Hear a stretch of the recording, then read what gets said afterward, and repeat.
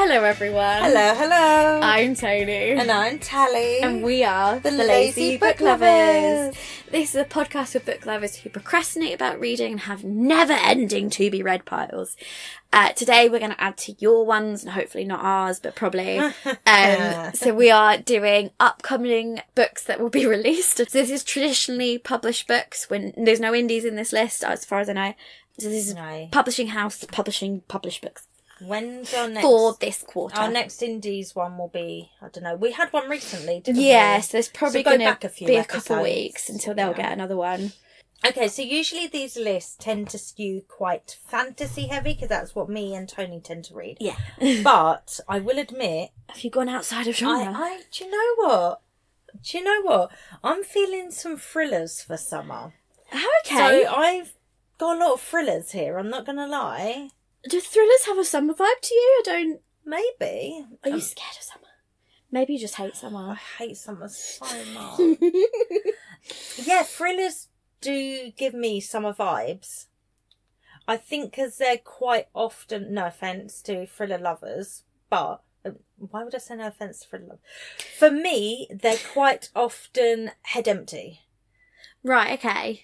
So I don't know, they just give me... How are they head empty? Because they're thrillers. They're meant to freak you out. Well, find me one that does, and then we'll talk.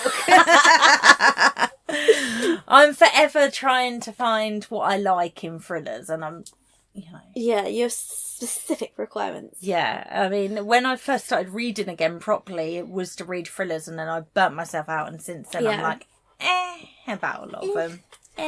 Okay, so...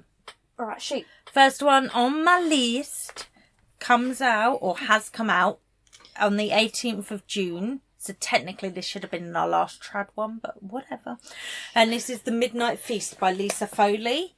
So I've read a few Lisa Foleys. I quite like them. I like her paint by numbers approach in her plots. It does it. Kind of like the Ali Hazelwood of thrillers. Yeah. So if you like one of hers, you're gonna like them all, because they're all pretty much the same. I'm assuming this one follows tack. So she tends to write there's a murder, it happens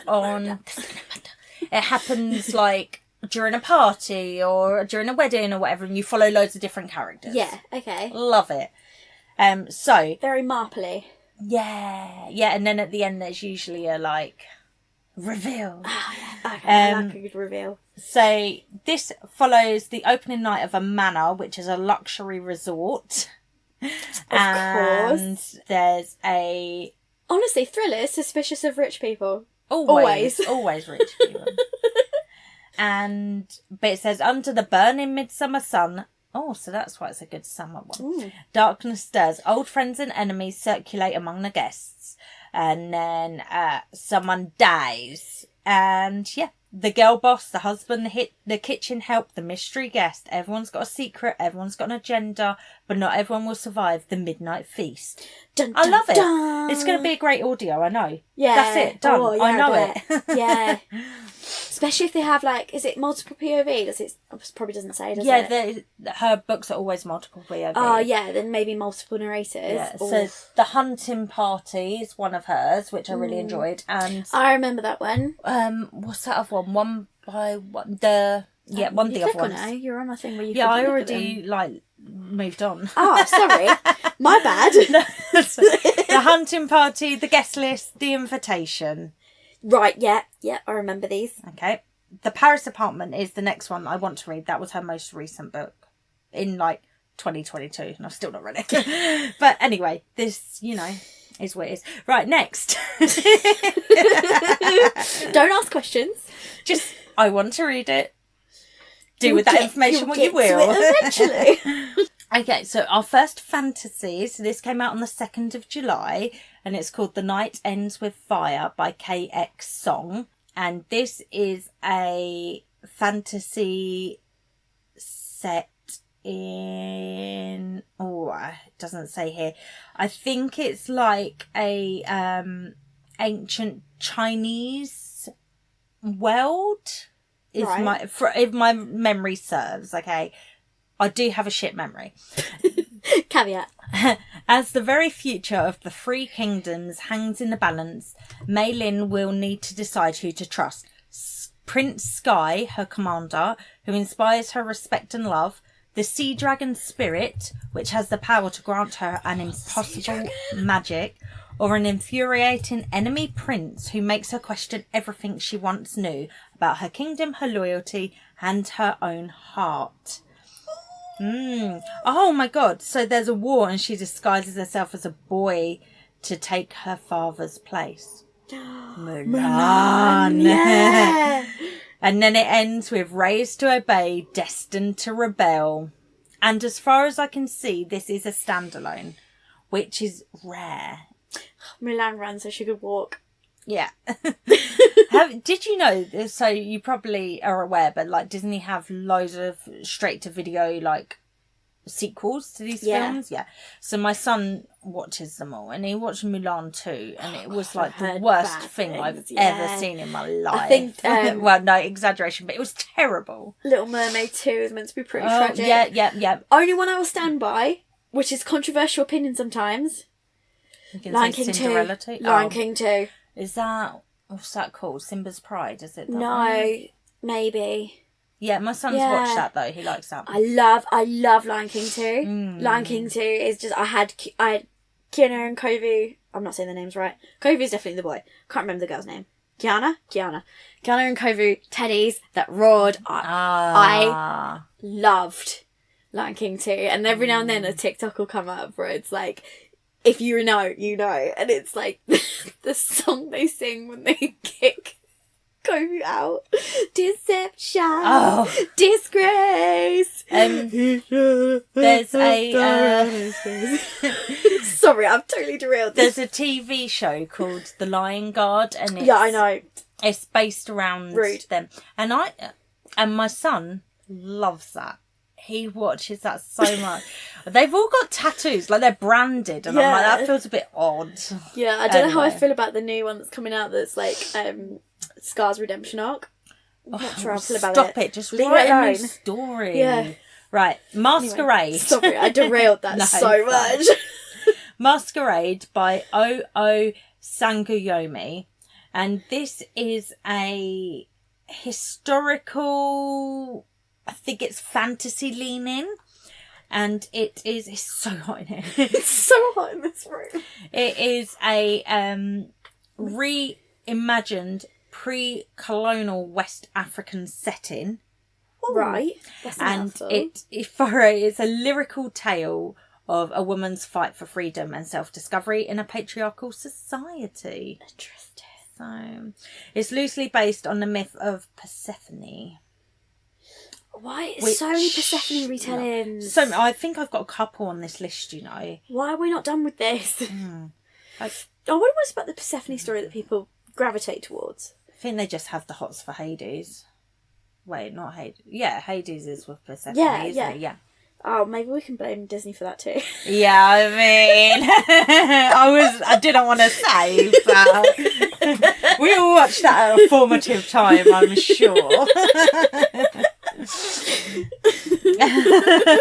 Sorry, we're doing that millennial Disney thing. Go for it. So next time, I don't have much more to say about that. That's all I needed to hear, and that's all I cared about for that book. Yeah. It's a feminist reimagining. It's colonial West Africa. I didn't need any more, so that's what you get him. Juicy deets there. Yeah.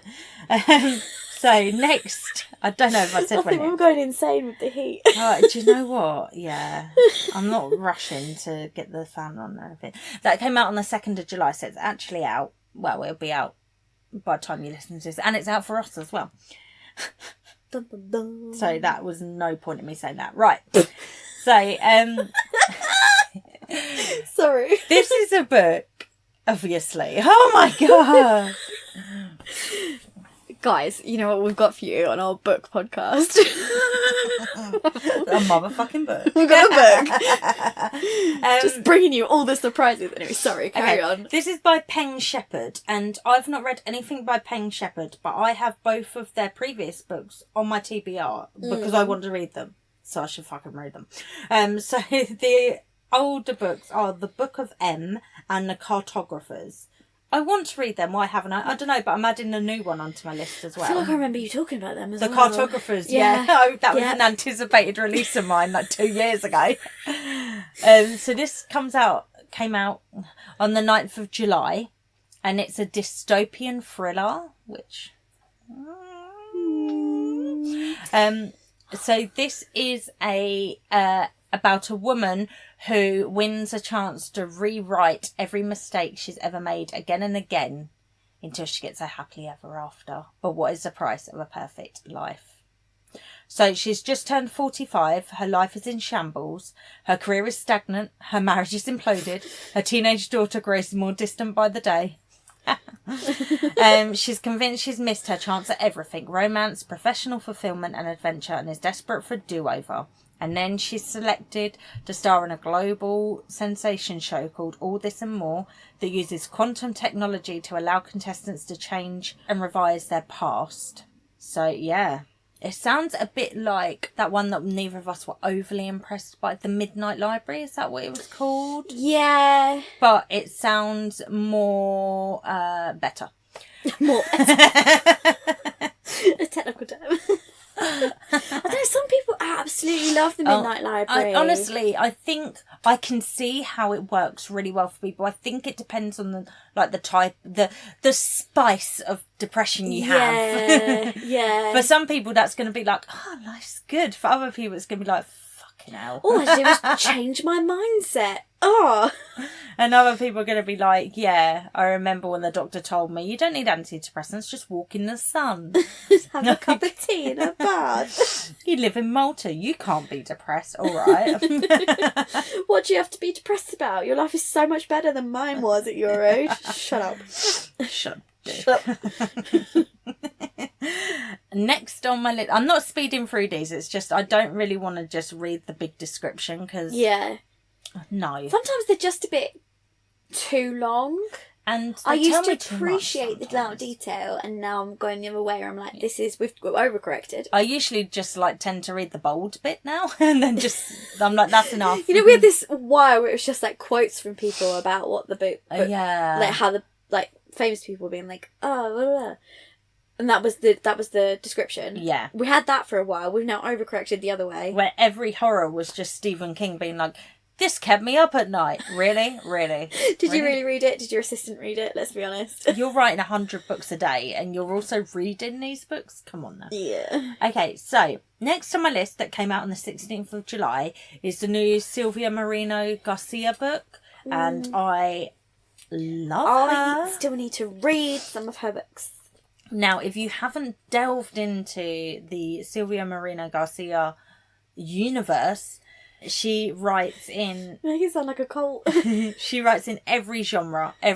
So just because you've read one doesn't guarantee you will like the other books. Does she use different pen names for the different genres or just one? It's just yeah. I like that. But if you like her style of writing, it shouldn't matter the genre. Yeah. Like, you should enjoy it. So this is a historical, I think it's like literary fiction. And this follows a woman who gets cast in the role of being a legendary heroine in a film. But there's a lot of behind-the-scenes drama as well. Okay. So it's 1950s Hollywood. Ooh. Yeah. So, yeah, it's like... Good time to be a woman in a horror book film. Yeah. So, yeah, she is trying to make it big. There's a couple of other actresses that are also trying to make it big. It just sounds quite fun. It sounds like it's going to be emotional. Yeah, the cover looks fabulous, like all Silvia Moreno-Garcia's covers look. Read it. I was going to say very 1950s, but that's obvious because we said it was set in the 1950s. That's good then, isn't it? Yeah. And it matches the vibe. Yeah, good.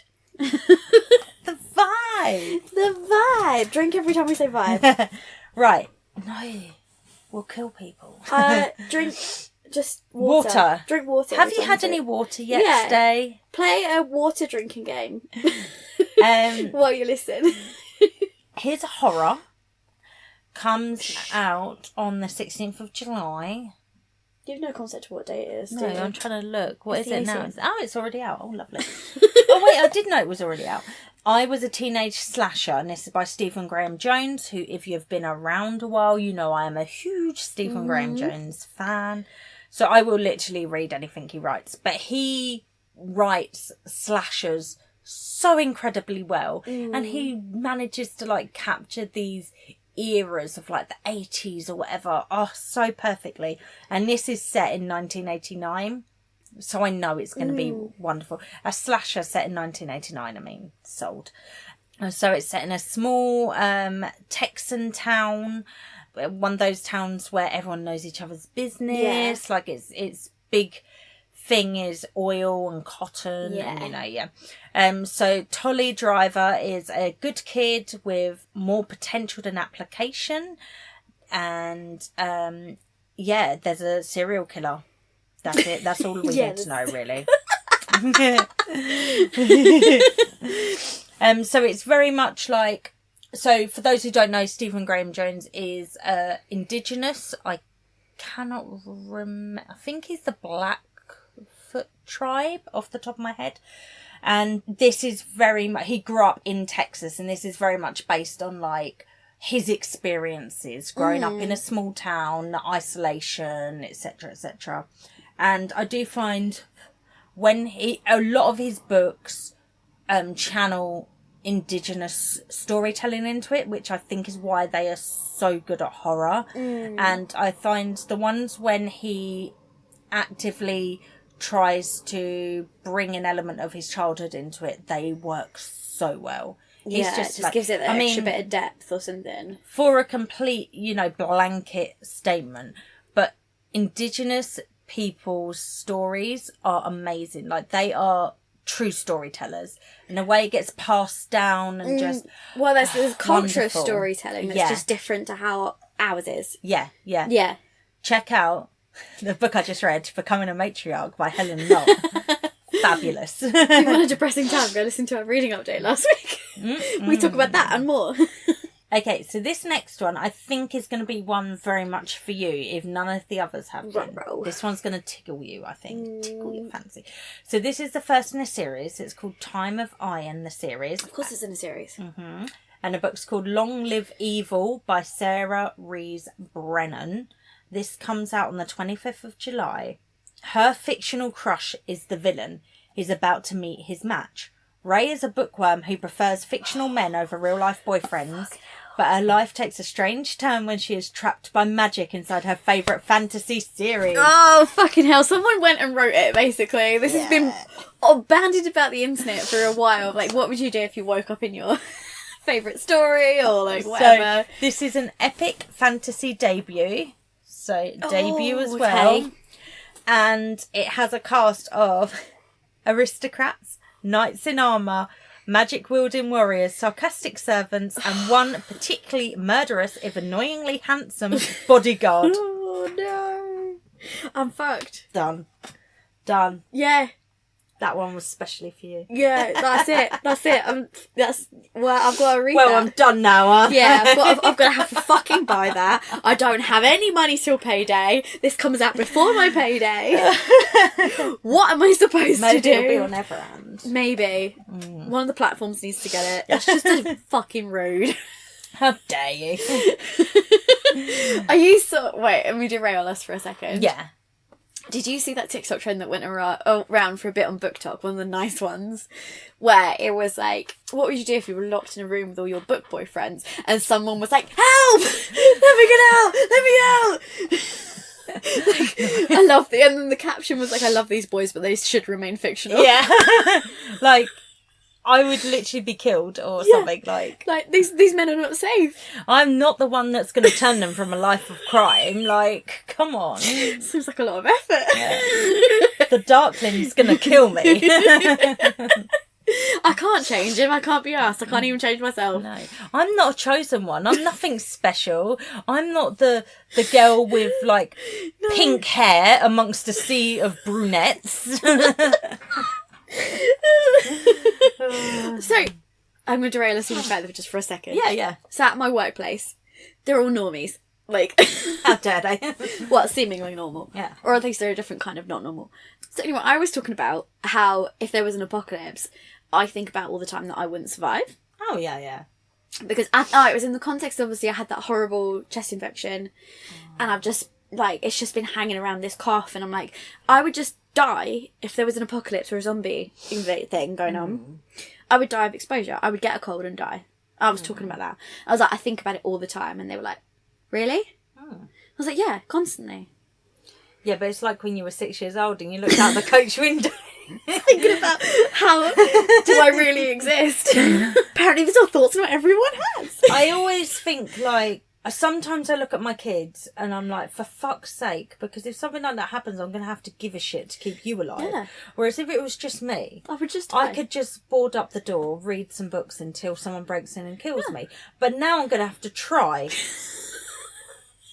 I'm going to have to try and keep you kids alive. Because I love and you. I'm going to have to stay alive. Because I love you so much. But I was like, did none of you guys think about this? And they were like, no. I was like, why? My partner... But how you never thought what you would do in a zombie apocalypse? Like, not even when you're watching a zombie film. No, just in and general. you've not thought to yourself, what would I do in a zombie apocalypse? No. Like, so you haven't walked into the kitchen and thought, I should really have, like, tins for when the apocalypse happens. Are you telling me that? Are you telling me?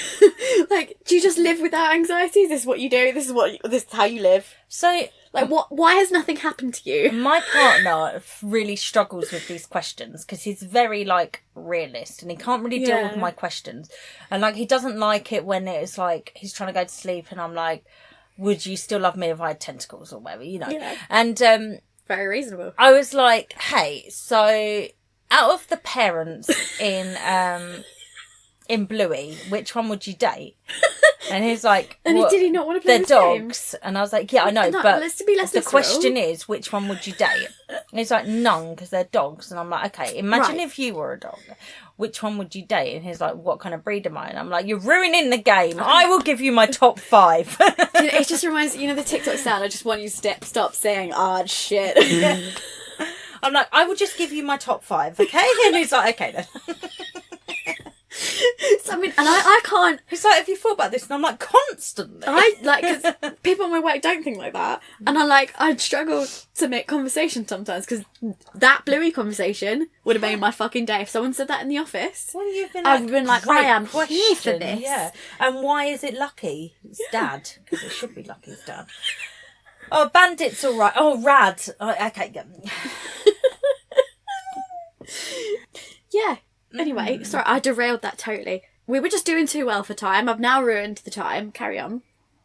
Also, he does not understand when I'm like, Robin Hood as a fox was like a sexual awakening, and he doesn't understand that. And I'm like, why? I say that. Why don't you understand that? Right, my friend makes fun of me all the time, the friend that we know that we met through.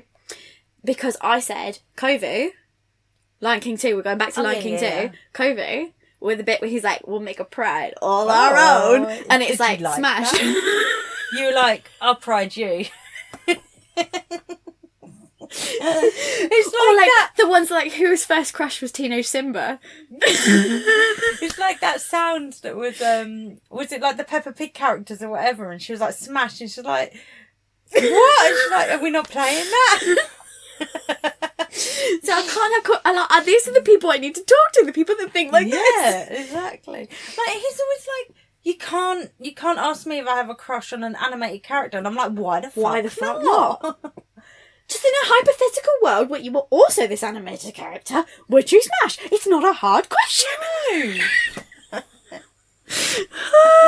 If you were around in the same world as Robin Hood as a fox, would you bang? You were also a fox. I don't know why this is so hard to answer. Like, I'm not being unreasonable. Lola Bunny is hot, right? And it's like, it's a rabbit. No, Lola Bunny is hot. I mean, rhetorical question, I mate. don't fancy women, and even I can agree that Lola Bunny is hot. Yeah, you don't fancy women, but you fancy rabbits. Come on. Oh my god. So, dancers. Well, we haven't been this unfocused in ages. This is fun. We're too hot. I'm really enjoying it. Please come to Instagram and tell us your animated fictional crush. So we know we're not weird. Dance of the Starlit Sea by Kiana Crystal. So this comes out on the 6th of August. Look at the cover for starters. Oh, that's very... Sold. Yeah, I can't find the words for that. It looks like a manga. Yeah, that's it, thank you. With light and dark. And this is a YA romantasy. So disgraced ballet dancer Leela Rose Lee is sent away by her parents to Lunar Island, where every 7 years a girl is sacrificed as a bride to the devil.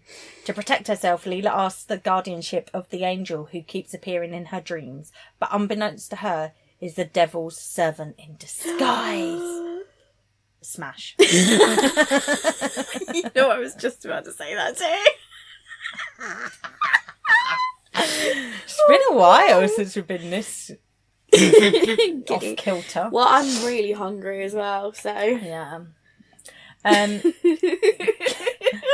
Girls Who Burn by M.K. Pagano, and this is a mystery thriller, a YA. I like a good YA mystery thriller. YA mystery is top tier. I'm It's not just always better, I don't know about why. adult mystery, but YA mystery very rarely misses, in my humble opinion. So, the summer before her senior year, Addie hurled the worst words she could think of at her sister, and hours later, Fiona was found dead at the bottom of a ravine. The police ruled her death an accident, but Addie has never bought it. Her ballet prodigy sister didn't slip and fall. She was pushed, and Addie's number one suspect is Thatcher Montgomery, the rich boy down the street who always had a thing for Fiona. It's the rich one. So she needs to unmask a murderer. There's a character in One of Us Is Next. It's Addie as well, isn't it? Yeah, potentially. I was looking at yours. They're visible now. One of Us I've Is Next sold has got things. blue edges. Yeah. Did not know. I've got the red edged One of Us line. I didn't know they did a blue edged One of Us Next. So I'll have to try I and bought find another one in the series. It's somewhere. it. With orange. I don't know where it is. So I bought it impulsively in Tesco's, because of course. And at the time, they weren't visible, because I've sold a few more books on Vinted since then. Yeah. And I shoved it somewhere else. And you don't know where it is. And I don't know where I've put it. I haven't tried that hard to look, I won't lie to you. But it's somewhere. Interesting. Society of Lies comes out on the 13th of August, and it's by Lauren Ling Brown. And this is it's a thriller. And it's about a young woman who is found dead on her college campus, and her sister doesn't believe it was an accident. Her search for answers leads her closer to home than she ever would have imagined in this thrilling debut novel by an exciting new talent. Why will you write so many books where it's like a woman trying to prove about another woman's... Possibly because I the wonder what that's a reflection symptom of of. real life is police ain't shit. Yeah. Just like my political opinion right now with the trans debate in the UK media, they're like, it's about protecting women and girls, and I'm like, You're not really it's trying though, very hard though, are because you? murder of women and girls is up. Femicide is like rampant. Convictions are the lowest they've been in 50 years or something stupid. Don't quote me on that. I can't remember. I read it somewhere. They're very low. Conviction rate is extremely low right now. And our police So have is in the last 4 years murdered. Yeah. So is it Flashed. Really, is it really about protecting women and girls? Is it though? I am Is it though? disgusted with our new government that's supposed to be helping. They haven't taken any steps one way, but they've not taken any steps the other way. I'm disgusted. I think they're trying to walk a secretly neutral line. But if you look, who the Deputy Prime Minister is, she's literally marched in, like, trans right march. She's openly spoken about, not in this election, No. but in previous years, she has openly spoken about her opinions on this. So I just have a little bit of faith. I can't. It's half women. And it's those people of colour. I know 4 of them are privately educated. This is the best chance we've had in years. I know. I feel secretly optimistic. I can't just think positive thoughts. Because I'm very jaded by what's happened. Yeah. Yeah. Right. Anyway. You Will Never Be Me by Jessie Q. Sutano. So this is the author that wrote the Die Away from Auntie's, what was that other one I read? Vera Wong's Unsolicited Advice. Oh, from okay. Murderers. Yeah. So this is her upcoming book that comes out in 20th of August. So when cracks start forming in an influencer's curated life, she finds out that jealousy is just as viral as a video. It's a suspense novel. And yeah, it's about an influencer, and I think there's some stalking and etc. Look, I saw the author's name and I was like, that's pretty much all I need to know, if I'm perfectly honest. Oh, we've only got 3 left. I have been speeding really, haven't I? Sorry. I mean, I derailed just slightly. If you like the sound of any of these, go do some more work yourself. Yeah, we can't do it all for you. You'd be bored if I literally sat here and read all the blurbs. We used to do that, and it's not about We're trying to move away from it. Yeah. We're not feeling it. And it also bored us. So neither of us can focus for that long. No. I would love to go back to like our earlier ones and just see the progression of our neurotypical brains burning and not being that anymore. Unmasking is probably the way to put it. Yeah, that's a better way to put it. Yeah. Us both unmasking over the last few years has been a good and a bad thing, because we do know how to corral ourselves better, because we know how to do it through our brains now, but also we're worse. It's good but bad. Good but bad. So on the 3rd of September comes out the newest book by Andrew Joseph White, and I did do a review of one of his books last week, The Spirit Bears the Flesh. Something like that. And this is called Compound Fracture, and this follows a so this is a queer, I always struggle with this word, appellation? Is that how it... appellation. Yeah. Thriller. And they say Appalachia. Yeah. When in the actual accent, it's Appalachian. But yeah, because I don't have that accent. It sounds silly to me if I try and say it like that. It follows a trans autistic teen who survives an attempted murder, only to be pulled into a generational struggle between the rural poor and those who exploits them. So, yeah. I mean, have you ever seen any of the videos by people who are like from the Appalachian Mountains, and they talk about like the rules they got raised with by their grandparents, and like if something calls your name in the woods, no it didn't. If you see something moving out the corner of your eye, no you didn't. Yeah, if you hear whistling, no you didn't. Yeah, something's chasing you, do not run. Like, and there's so many rules. And like there's so many of them that they say the same thing over and over, and I know this obviously could be like internet trend, or what's that thing where like everyone believes the same, the Mandela effect. Oh, yeah. It could be that, I don't know. But, like, I'm like, you know what, fair enough. No, but a lot of them are, like, backed up by, like, Indigenous people's stories as well. So, yeah, I would not. The people who go hiking there for fun, asking for trouble. Yeah, I'm just like, you don't know. You don't know. What's that? Why you do that? Why you do that? You want to die. Do you want to fuck around and find out? You'll fuck around and find out, you know? Okay, this next one, it looks like a horror, but it's tagged as a fantasy, so I think it's like a dark fantasy. Okay. And it comes out on the 3rd of September. It's a YA, and it's the start of a trilogy. Of course it is. Yeah. So it's called the Immortal Dark Trilogy, and the first book's called Immortal Dark, and it's by Tigest, Girma, and I apologise because I probably pronounced both of them wrong. And okay, I only read this bit at the beginning. That was when I put this on my list to read. The Cruel Prince meets Ninth House in this dangerously romantic dark academia fantasy.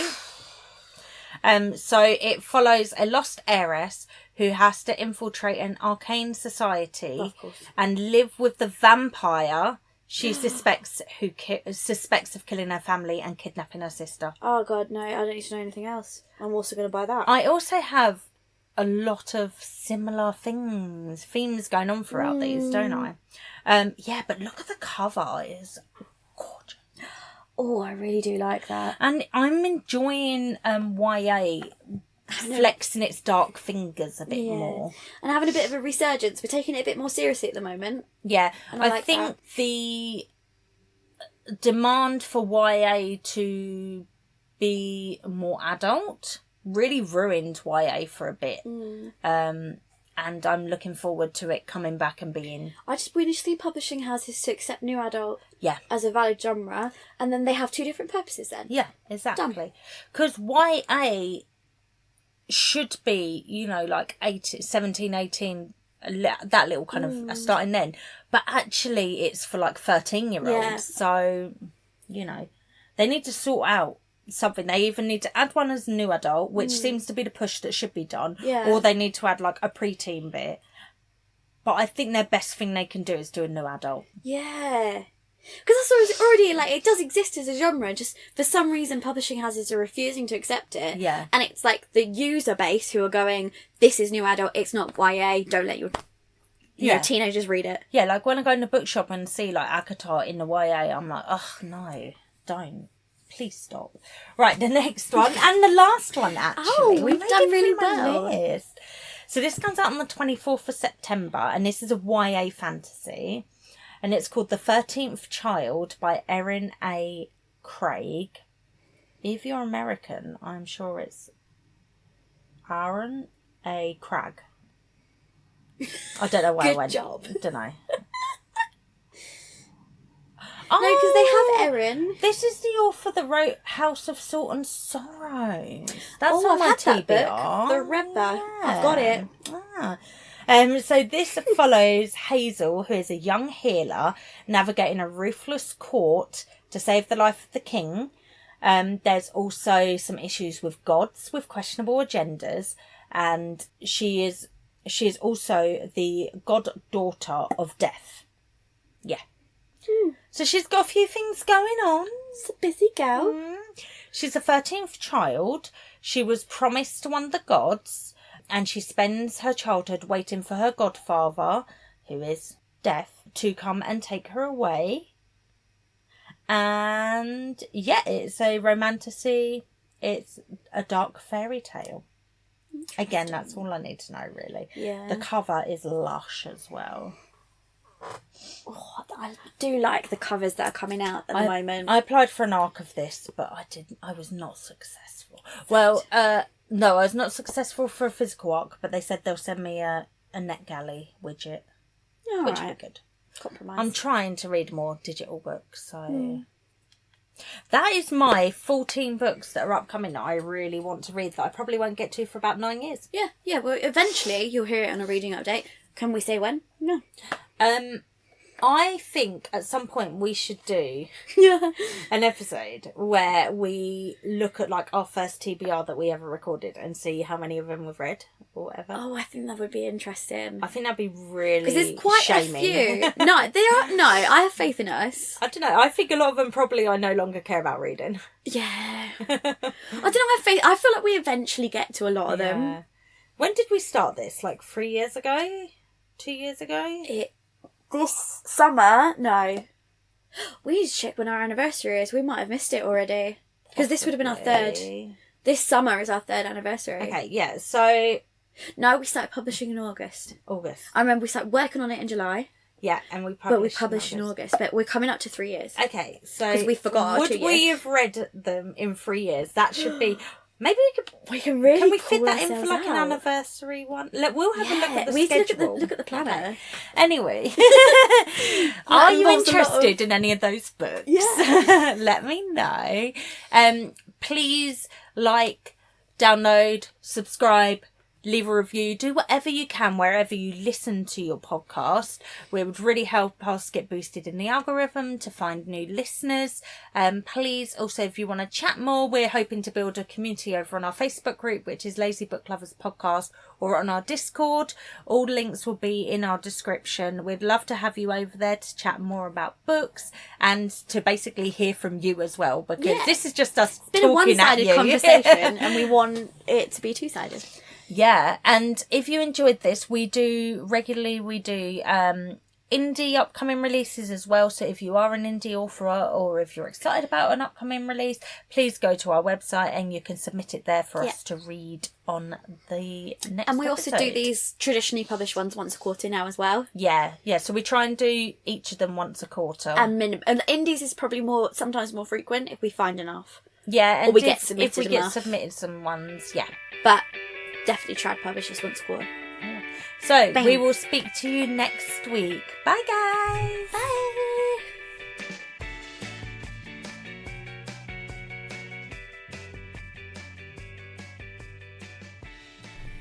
Hello, Let's go. everyone. What the fuck are you doing? Let's do that as an outtake. Let's go. We clap and that can be done at the end.